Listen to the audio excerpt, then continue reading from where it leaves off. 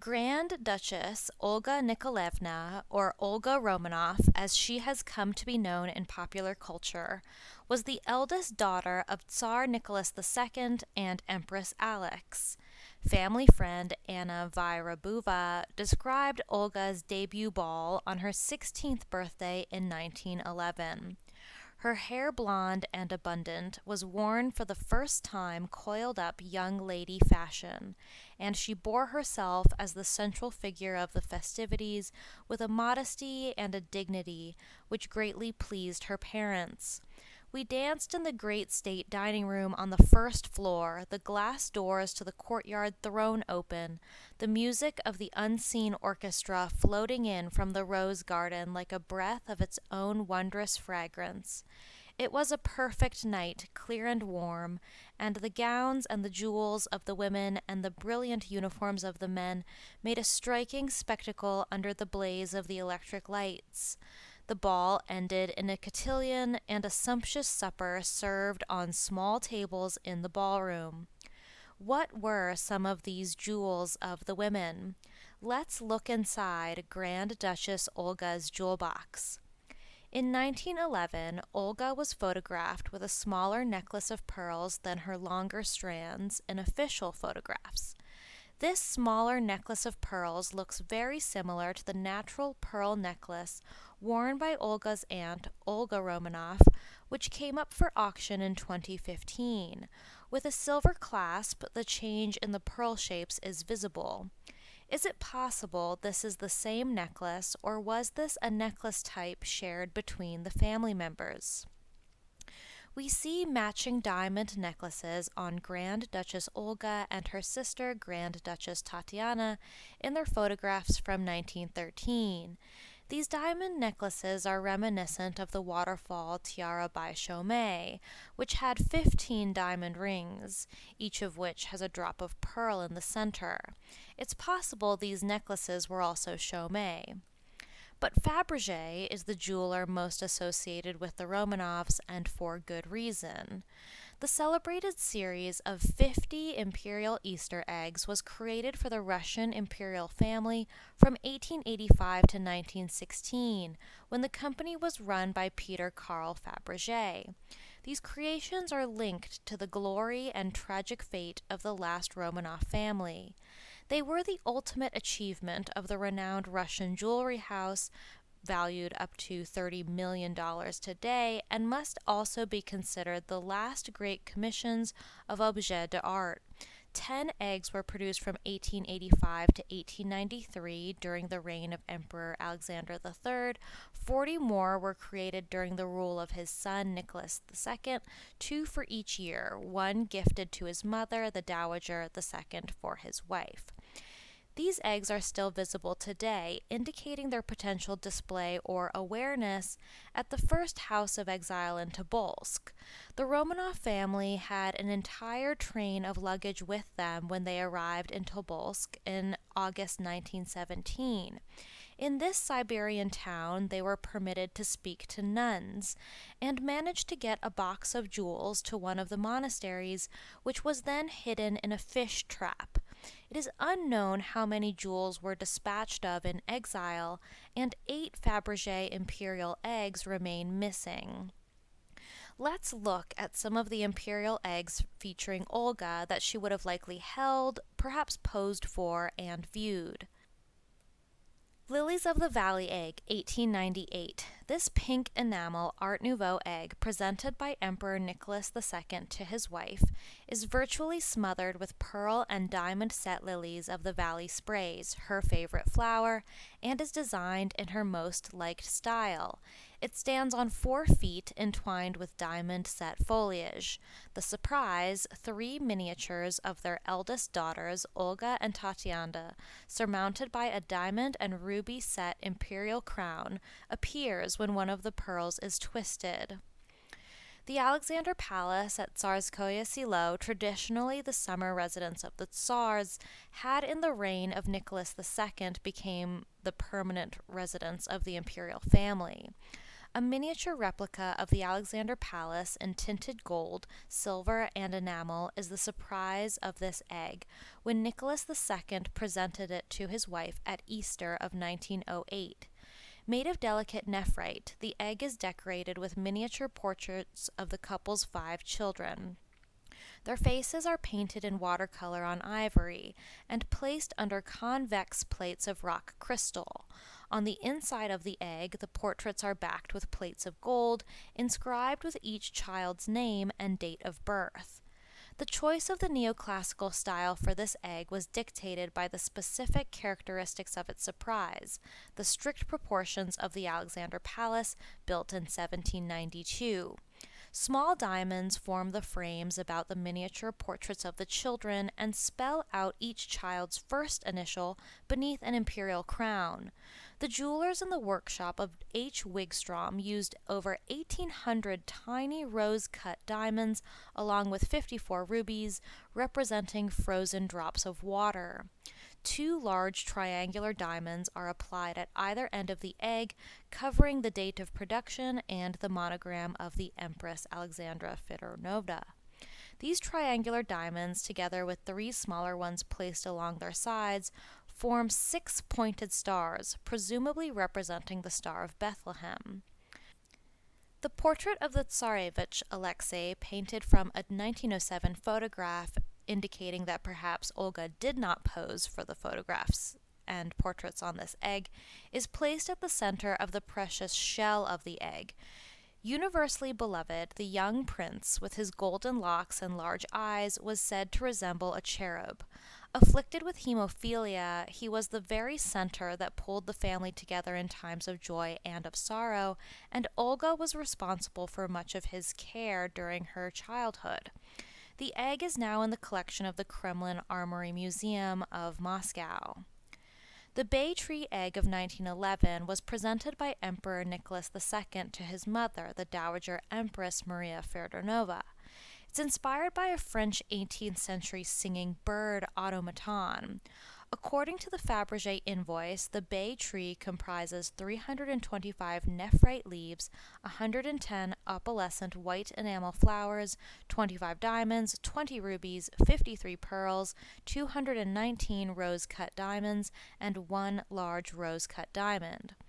When the clockwork robotic feature is wound up and set in motion, a feathered bird appears, flaps its wings, turns its head, opens its beak, and sings. The mosaic egg was the most expensive imperial Easter egg, costing the emperor 28,300 rubles. The work on the 2 imperial Easter eggs produced in that year was overseen by Ivan Antoni.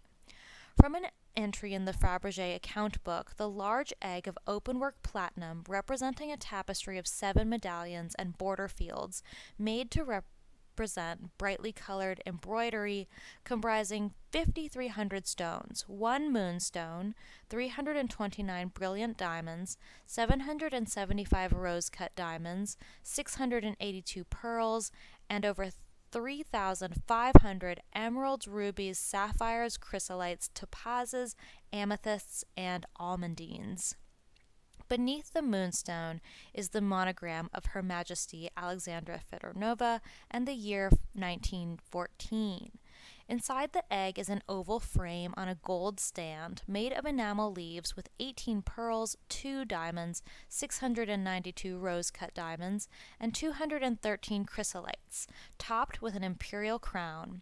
5 miniature portraits of their imperial highnesses are painted over a pink ground on one side of the frame.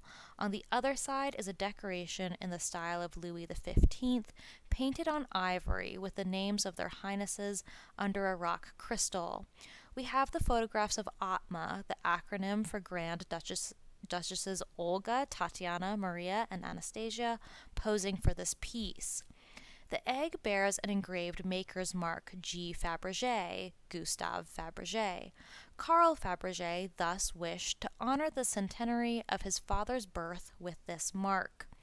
In 1927, the State Repository Commission of Russia valued the egg at 30,906 rubles. In 1933, it was valued at just 5,000 gold rubles, and the Armory Chamber produced its own valuation of 20,000 rubles, contradicting that. In 1933, it was sold by Cameo Corner, London, to King George V and Queen Mary for just £250, and it remains in England. The Order of St. George Egg of 1916 was presented to Emperor Nicholas II to his mother, the Dowager Empress. After the onset of the Great War, precious materials were rare. This, one of Fabergé's two last completed eggs, is of silver and opalescent white enamel with no further embellishments. It is set with miniature portraits of Nicholas II and Alexei, concealed beneath the badge of the Order of St. George and a silver medal of the Order. This much coveted order, only awarded for great bravery on the World War I front, was bestowed upon the Emperor in October 1916. It is the only egg that left Russia during the Revolution, accompanying the Dowager Empress into exile. During the war years, the Dowager Empress resided in Kiev. As the head of the Russian Red Cross, she took part in setting up hospitals and military medical trains. Nicholas II spent practically all his time at the army headquarters in Mogilev, where his son joined him in the fall of 1915. The emperor and his son reviewed the troops, visited officers and soldiers' dugout, and sampled the food in field kitchens. The emperor thanked the regiments for their service, bestowed decorations, and was himself honored with a St. George Cross, 4th class. The Tsarevich Alexei had earlier received a silver medal, 4th class, on a St. George ribbon, having been in the vicinity of long-range fire of the enemy. The Order of St. George Egg commemorates the honors received by the emperor and his son. The body of the egg is covered in opaque enamel of a greenish hue with a slight mother-of-pearl effect. Both sides of the egg are applied with St. George crosses and medals. At the touch of a button, these spring open, revealing watercolor miniature portraits of Nicholas II and the Tsarevich. The crosses are tied together with the enameled ribbons, bearing the St. George pattern, the colors of gunpowder and flames, standing out prominently against the delicate matte background, strewn with more crosses, inscribed into a trellis formed of bay leaves and receding into the misty enamel. The top and bottom of the egg are applied with the monogram of the Dowager Empress and the date of the present in coolly gleaming steel. Upon receiving the egg, Maria Fedorova wrote to her son, "I kiss you 3 times and thank you from the bottom of my heart for your dear postcards and the delightful egg with the miniatures that dear Fabergé himself came with.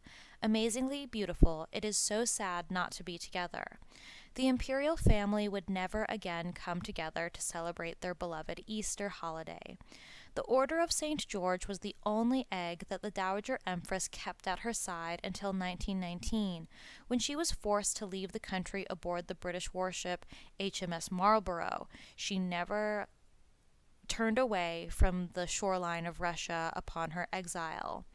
After her death in Denmark in 1928, this egg passed to the Grand Duchess Zina Alexandrovna. Maria Feodonova's grandson, Prince of the Imperial Blood, Vasily Alexandrovich, offered the egg for sale at a Sotheby's auction in 1976, where it was purchased by Malcolm Forbes, who returned it to St. Petersburg. Imperial Easter eggs in the year 1915, both made under the supervision of Agafon Karlovich Fabergé, were far more modest than their predecessors. According to the recollections of head workmaster Franz Bierbaum, in the war years no eggs were produced with few exceptions, which were very modest and inexpensive. Those were the eggs of 1915. The egg known today as Red Cross portraits was made for the Dowager Empress. It is decorated in opalescent white enamel with 2 red crosses and Slavonic script along the middle. A folding screen inside is of opalescent white enamel and gold trimming, 5 miniatures by Zuev of the most august Sisters of Mercy. This would be the Dowager Empress, Grand Duchess Olga, Grand Duchess Tatiana, Grand Duchess Olga Alexandrovna, and Grand Duchess Maria Pavlovna the Younger. At almost 4,000 rubles, the cost of this egg is several times less than that of Imperial Easter eggs in the preceding years. In 1927, the Communist State Repository Commission valued the egg at just 1,600 rubles. In 1930, it was purchased by American oil baron Armand Hammer for just $250. It is now in the collection of the Virginia Fine Arts Museum of Richmond.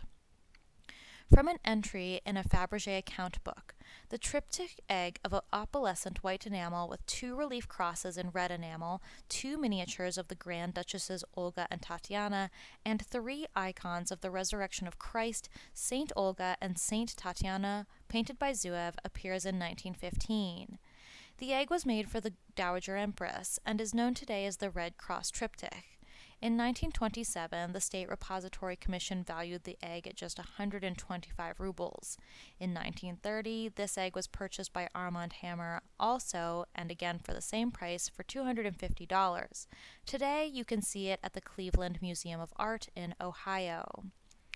Grand Duchess Maria reported in a letter that Olga broke 3 panes of a window on a caprice with her umbrella in September 1915. One of the Grand Duchess's pink and silk umbrellas remains in the Russian archives. Could this be the same one? Perhaps due to reading newspapers and magazines, Olga seemed more in touch with the outside world than her siblings.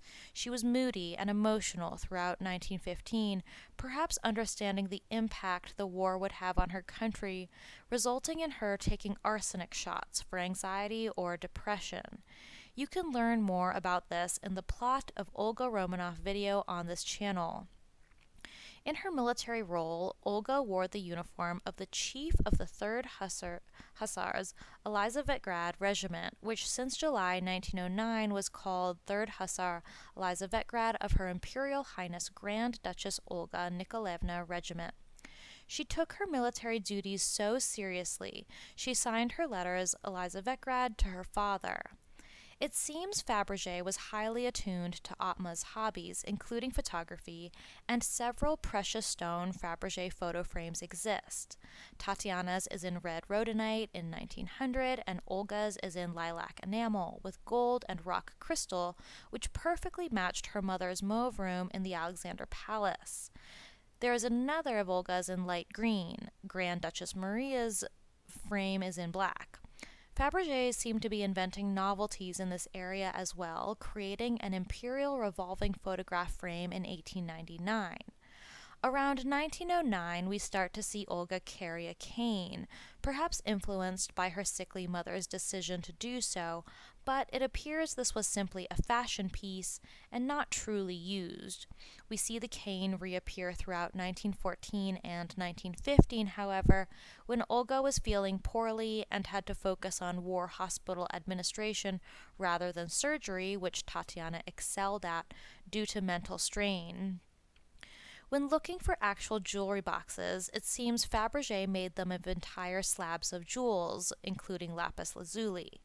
Golden cigar boxes are much easier to find, indicating the jewelry boxes might have been seized and cut up by the Bolsheviks. The Grand Duchesses also wore fur-lined coats in winter, one of which has survived. There is a set of white mink fur Olga and Tatiana dressed up in photos on one of the balconies of Tsarskoye Selo. It is unknown how many photographs the Grand Duchesses took and where they all are. The Royal Martyrs website has 2 wonderful digital photo albums of Olga's showing her love of nature and candid shots. But the little dress-up tableau of the big pair leads one to wonder how many dress-up sessions there were. In one, we see Olga in a kokoshnik with pearl strands, very different from her surviving pink kokoshnik. We know the Grand Duchesses wore French perfume. Olga used the scent La Rose, which came in a Coty transparent bottle. Tatiana wore Jasmine de Corse, a white floral scent, which was produced in 1906. The 2 younger sisters, or the little pair, both chose floral scents. Maria preferred Lila Pourpre, which was first produced in 1914, and came in a rhombus-shaped bottle with a lilac scent. Anastasia opted for Violet Pourpre, which looked ochre when in its transparent bottle. Several perfume bottles were recovered among the family's belongings in Ekaterinburg. Unfortunately, all 4 original scents have been discontinued, so we don't know exactly what they smelled like, but Coty is still a French perfume house today. Olga is repeatedly photographed in lovely little pearl or diamond drop earrings. Pearls were very popular among the Grand Duchesses, as they represent purity, and their surviving dresses have pearl buttons. Olga kept these pearl drop earrings all the way to Ekaterinburg, where we see her in them on the train ride there. One of Olga's biggest worn jewels appears to be some sort of diamond pendant she hung from one of her pearl necklaces in photographs with Anastasia on the Standard yacht. We see diamond drops again in her imperial portrait from 1910, 3 this time from one of her pearl necklaces. A diamond brooch is also apparent. She appears to wear small cameos as necklaces with her sister Tatiana, but these don't appear to be popular pieces for her. One of her most popular pieces of jewelry were at most 3 golden bangle bracelets, where she wore 2 on one arm and 1 on another. These appear to be gifts from her mother, Empress Alex, who also gave each of her daughters more pearls on their birthdays. One of the bangles is a lot thicker than the others, and in looking at Bolshevik seizure photographs, there seems to be a box of bangles on the lower right side of their lute. When Atma sewed jewels inside their corsets in Tobolsk and Ekaterinburg, it seems sometimes they replaced external jewels with less valuable stones, potentially to not raise suspicion among the guards. One quartz bracelet was found at the graves of the royal martyrs in Siberia, and it is considered by many to be Olga's most valuable piece for its simplicity, symbolism, and bravery. Various first-hand accounts attest Olga threw herself in front of the young Tsarevich to save him, knowing her bejeweled corset would give him slightly more time in July 1918. And she was right. She and her sisters had to be finished off by bayonets. Olga's dedication to her country and her bravery has been explored through her gun ownership, which you can learn about on this channel. One of the most mysterious Olga jewelry pictures comes as she appears to be a bride, complete with the 2 crown, 1 outer, 1 inner tradition of Russian princess wedding wear. Is this photo real or is it a fake? As with so many things Romanov, the tragic mystery continues.